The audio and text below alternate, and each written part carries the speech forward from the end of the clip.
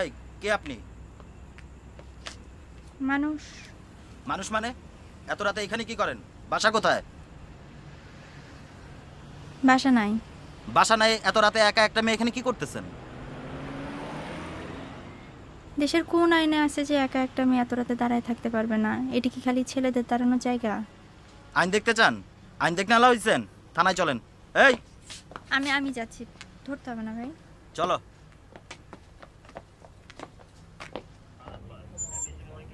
কি নাম? রুবা, রুবা হক। কোথায় থাকেন?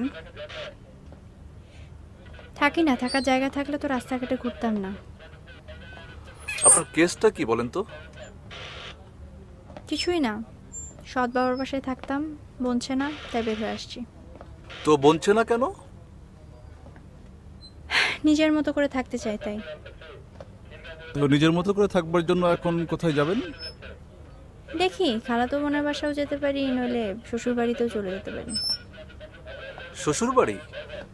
তার মানে আপনি ম্যারিড নাকি? ম্যারিডও বলতে পারেন, নাও বলতে পারেন, একসাথে থাকতাম।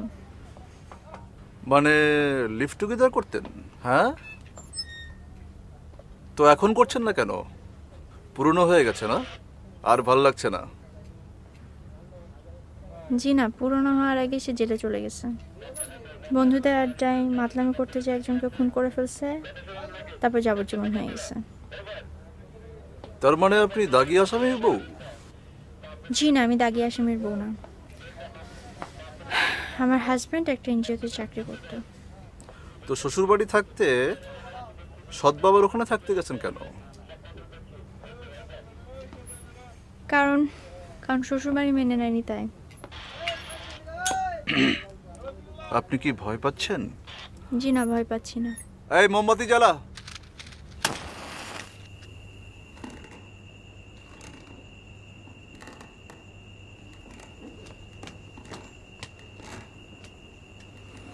আপনি যে কাণ্ডটা ঘটালেন এটার নাম কি?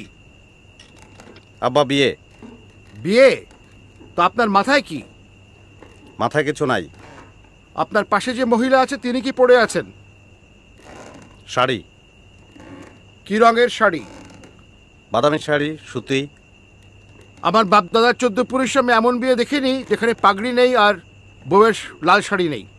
আপনি বিয়ে রেজিস্ট্রি করেছেন? আব্বা বিয়ে করার ক্ষেত্রে রেজিস্ট্রির প্রয়োজন কি আমি কিন্তু বুঝতে পারছি না। ও, প্রয়োজন কি? আপনি যখন ক্লাস 8-এ পড়তেন আপনি আমাকে কি বলেছিলেন মনে আছে? না, আমার মনে নাই। আপনি বলেছিলেন আপনি একজন নাস্তিক।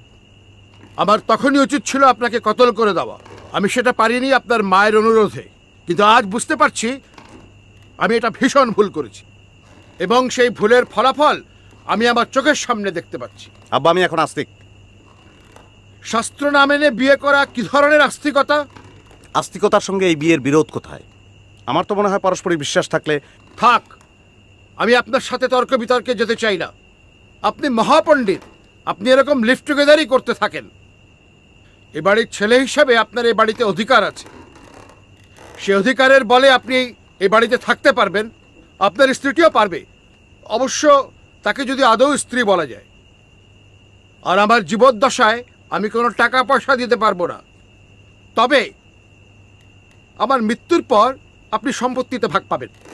এত কষ্ট কি আপনি সহ্য করতে পারবেন? জি, আপনি দোয়া করলে পারবো। দোয়া? আমার দোয়া ছাড়া যখন এত কিছু করতে পেরেছেন, বাকিটাও আপনি পারবেন। এখন যান। ফলে মুন্নার যখন যাবজ্জীবন হয়ে গেল, ফার্স্ট চান্সে শ্বশুরবাড়ি থেকে আমাকে বের করে দেওয়া হয়। আর এর পরের কাহিনী তো আগেই বললাম। শ্বশুরবাড়ি থেকে বের হয়ে মায়ের বাড়িতে উঠি, কিন্তু ওখানেও টিকতে পারলাম না।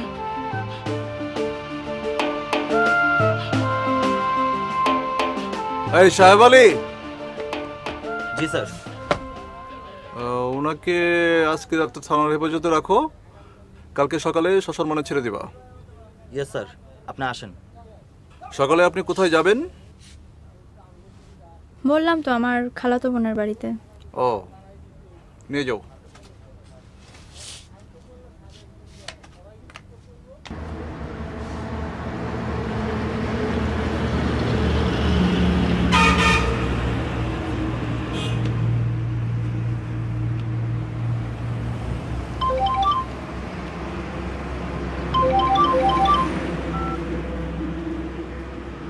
হ্যালো।